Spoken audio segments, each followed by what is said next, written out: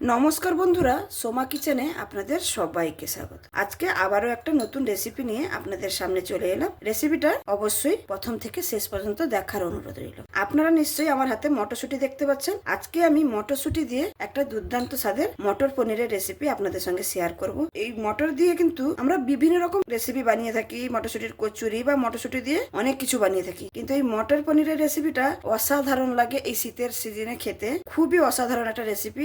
এটা কিন্তু ভাতের সঙ্গে যেরকম ভালো লাগে, যেরকম রুটি পরোটা সবকিছুর সঙ্গে কিন্তু এটা ভালো লাগে। তাই আজকে আপনাদের কাছে এই মটর পনিরের রেসিপিটা নিয়ে এসেছি। আশা করি আপনাদের খুবই ভালো লাগবে, আর ভালো লাগলে অবশ্যই সাবস্ক্রাইব করে এবং ছোট্ট একটা লাইক দিয়ে আমার পাশে থাকবেন। তবে চলুন রেসিপিটা শুরু করি। এখানে দেখুন, আমি মটরশুঁটি আগে থেকেই ভালো করে ছাড়িয়ে রেখেছি আর ভালো করে ধুয়েও নিয়েছি। আমরা যেহেতু বাঙালিদের কিন্তু সব সবজিতে একটু আলু ব্যবহার করতে ইচ্ছে করে, আর বাড়িতে যদি বাচ্চা থাকে তাহলে তো আলু একটু দিতেই লাগে। তাই আমি একটু আলু, একটা বড় সাইজের আলুকে এরকম ছোট সাইজের করে কেটে নিয়েছি। যেহেতু মটরগুলো আমার এই সাইজের, সেই জন্য আলুগুলো, সবজি যদি সুন্দরভাবে কাটা হয় রান্নাটাও কিন্তু সুন্দরভাবে হবে। তার সঙ্গে নিয়েছি দেখুন, এখানে দুটো বড় সাইজের টমেটোকে এরকম স্লাইস করে কেটে নিয়েছি। আর তার সঙ্গে যেটা মেন ইনগ্রিডিয়েন্ট আমি নিয়েছি দেখুন, পনির। এই পনির আমি 250 গ্রাম মতন পনির নিয়েছি। এটাকেও আমি সুন্দরভাবে কেটে নেব। এই মটর পনিরের রেসিপি সবাই কিন্তু খেতে, বাচ্চা থেকে বড় সবাই কিন্তু পছন্দ করবে। কেউ কিন্তু খাবে না এরকম কিন্তু হবে না। আমি আজকে যেভাবে বানিয়ে দেখাবো একদম কিন্তু অনুষ্ঠান বাড়ির মতন আমি বানিয়ে দেখাবো। আমি এখানে পনিরটাও দেখুন একদম ছোট ছোট করে কেটে নিচ্ছি। পনিরটা, এই মটর পনিরটা যদি এরকম ছোট ছোট করে কেটে নেওয়া হয় তাহলে সবার ভাগে কিন্তু সমানভাবে পড়বে, আর তরকারিতে দেখতেও ভালো লাগবে। যেহেতু আলুটাকেও আমি এরকম ভাবে কেটেছি আর মটরগুলো তো এমনিতেই ছোট ছোট, সেই জন্য একটু পনিরের সাইজটা আমি একটু ছোট করে কেটে নিচ্ছি।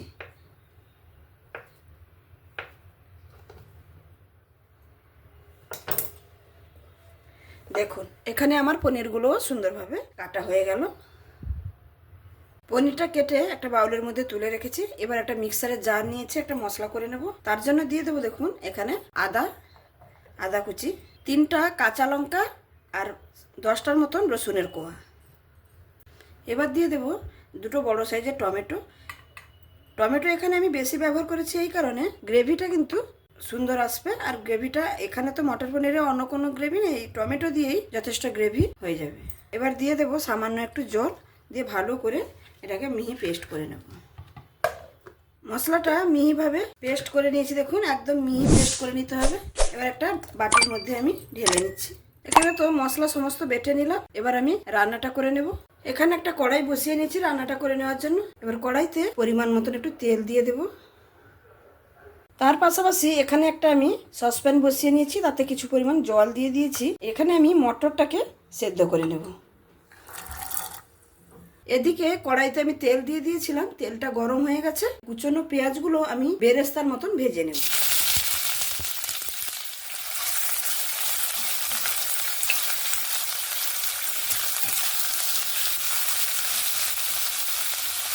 এখানে দেখুন, আমি পেঁয়াজটাকে সুন্দর বেরেস্তার মতন ভেজে তুলে নিয়েছি। ওই তেলের মধ্যেই আমি পনিরটাকেও হালকা করে একটু ভেজে নেব।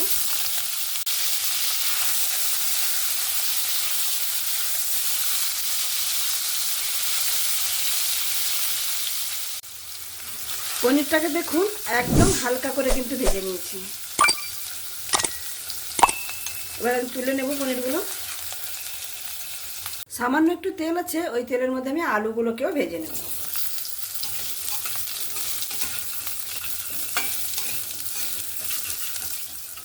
আপনারা যদি এই রেসিপিতে আলু দিতে না পছন্দ করেন তাহলে অবশ্যই আলুটা দেবেন না, খালি পনির আর মটর দিয়ে রেসিপিটা বানিয়ে নেবেন। দেখুন খুবই সুন্দর লাগবে।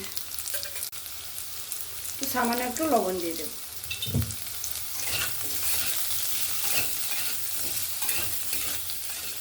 আলুটাকেও সুন্দরভাবে ভেজে নিচ্ছি। এবার আলুটাকেও তুলে নিচ্ছি। এখানে দেখুন, আমি যে মটরটা সেদ্ধ বসিয়েছিলাম এটাও সুন্দরভাবে কিন্তু সেদ্ধ হয়ে গেছে।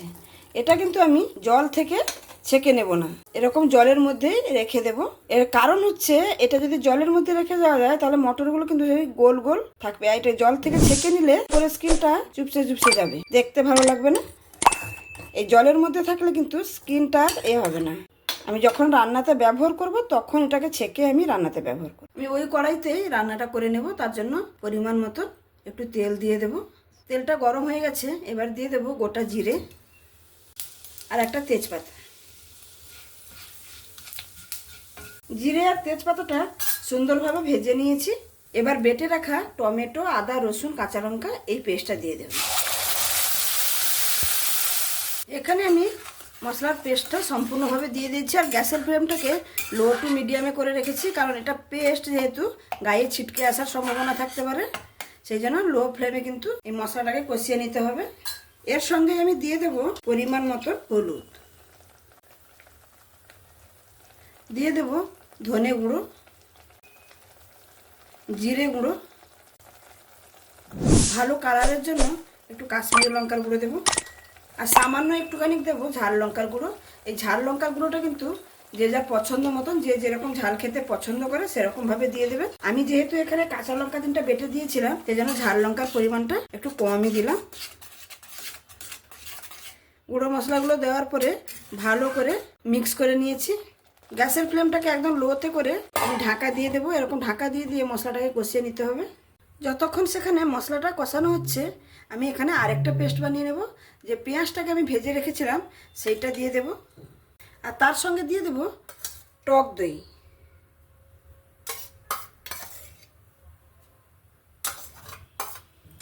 আমার কাছে এখানে 3 টেবিল স্পুনের মতো টক দই ছিল, আমি টক দইটা দিয়ে দিলাম। আর টক দইটা যে বাটিতে ছিল সেই বাটিটা ধুয়ে সামান্য পরিমাণে একটু জল দিয়ে দিলাম, দিয়ে এটাকে একদম মিহি পেস্ট করে নেব। দেখুন দই আর পেঁয়াজের মিহি পেস্টটা বানিয়ে নিয়েছি, এটা বাউলের মধ্যে ঢেলে নিচ্ছি। এবার ঢাকনাটা খুলে নিচ্ছি। ঢাকনাটা খুলে নেওয়ার পরে দেখুন মশলা থেকে সুন্দরভাবে তেলও ছেড়ে দিয়েছে, আর মশলা কি সুন্দর হয়েছে দেখুন, একদম দানা দানা দানাদারের মতো সুন্দর মশলাটা কিন্তু কষানো একদম হয়ে গেছে। এবার আমি এই বেটে রাখা পেঁয়াজ আর টক দইটা আমি দিয়ে দেব।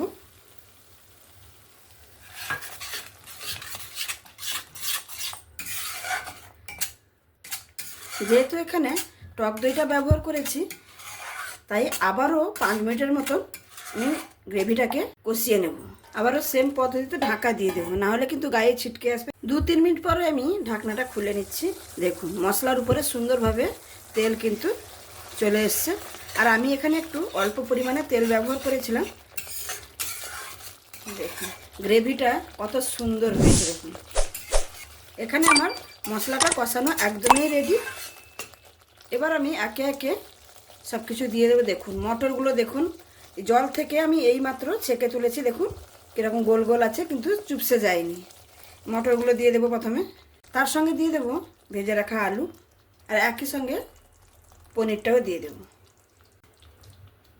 দিয়ে গ্রেভির সঙ্গে ভালো করে মিক্স করে নেব। সমস্ত কিছু দিয়ে মশলার সঙ্গে ভালো করে মিক্স করে নিয়েছি। এবার আমি এখানে দিয়ে দেব লবণ, পরিমাণ মতন আমি লবণটা দিয়ে দিলাম। দিয়ে ভালো করে মশলার সঙ্গে কিন্তু মাখিয়ে নেব। মাখিয়ে নিয়েছি। এবার 2 মিনিটের মতন আবারও ঢাকা দিয়ে দেব। 2 মিনিটের পরে ঢাকনাটা খুলে নিচ্ছি। এই ঢাকনা দিয়ে দেওয়ার কারণটা হলো এই মশলার ফ্লেভারগুলো মটরশুঁটি, আলু এবং পনিরের মধ্যে সুন্দরভাবে ঢুকে যেতে পারবে, আর খাওয়ার সময় কিন্তু অসাধারণ স্বাদ লাগবে। আমার এই রেসিপিটা যদি আপনাদের এই পর্যন্ত ভালো লেগে থাকে, তাহলে অবশ্যই লাইক, শেয়ার, কমেন্ট এবং সাবস্ক্রাইব করে আমার পাশে থাকবেন প্লিজ বন্ধুরা। আর খুব ভালো লাগলে বন্ধু বান্ধবদের সঙ্গেও শেয়ার করে নেবেন। এখানে 2 মিনিট ঢাকা দেওয়ার পরে আমি ভালো করে আবারও একবার নাড়াচাড়া করে নিলাম। এবার আমি এখানে পরিমাণ মতো জল দিয়ে দেব। যেহেতু আলু ব্যবহার করেছি, আলুটা সেদ্ধ হবে। আলুটা না দিলে কিন্তু জলের পরিমাণটা অবশ্যই কম দেবেন।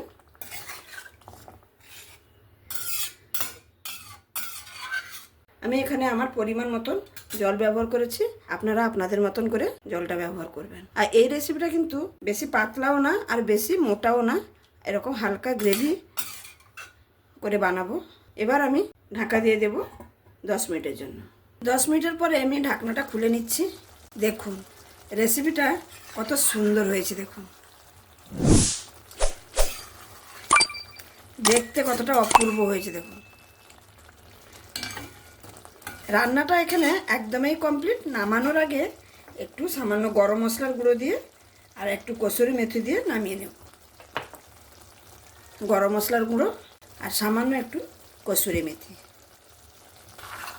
পনিরের যে কোনো রেসিপিতে এই কসুরি মেথিটা ব্যবহার করবেন, দেখবেন দারুণ খেতেও ভালো লাগে, স্বাদে গন্ধে অতুলনীয় হয়ে ওঠে। রান্নাটা একদম কমপ্লিট। এবার আমি পরিবেশন করে দেখাচ্ছি। তাহলে বন্ধুরা, দেখতেই পেলেন আমার এই মটর পনিরের রেসিপিটা। দেখতে দেখুন কতটা অসাধারণ হয়েছে, আর খেতে কিন্তু অসাধারণ স্বাদের হয়ে থাকে, অসাধারণ। একবার প্লিজ বাড়িতে এরকমভাবে বানিয়ে দেখুন। এখন তো শীতের সিজন, মটরশুঁটি বাজারে প্রচুর পরিমাণে পাওয়া যাচ্ছে। একবার এরকম বানিয়ে নিন, আর গরম ভাতের সঙ্গে হোক বা রুটি পরোটার সঙ্গে হোক খেয়ে দেখবেন, অসাধারণ স্বাদের লাগে। আর যদি ভালো লেগে থাকে আমার এই রেসিপিটা, তাহলে আপনারা অবশ্যই আমার চ্যানেলটিকে সাবস্ক্রাইব করে আর ছোট্ট একটা লাইক দিয়ে আমার পাশে থাকবেন। আর যে সকল বন্ধুরা অলরেডি সাবস্ক্রাইব করে আমার পাশে আছেন, তাদেরকে অসংখ্য ধন্যবাদ। আর যারা এখনো সাবস্ক্রাইব করেননি, প্লিজ বন্ধুরা সাবস্ক্রাইব করে আমার পাশে থাকুন। আমি যখনও কোনো নতুন রেসিপি আপলোড করব, আপনাদের কাছে কিন্তু সঙ্গে সঙ্গে পৌঁছে যাবে। তাহলে আজকে এখানেই শেষ করছি। আবার দেখা হবে অন্য কোনো দিন অন্য কোনো রেসিপির সঙ্গে। সবাই ততক্ষণে ভালো থাকবেন, সুস্থ থাকবেন, সাবধানে থাকবেন। ধন্যবাদ।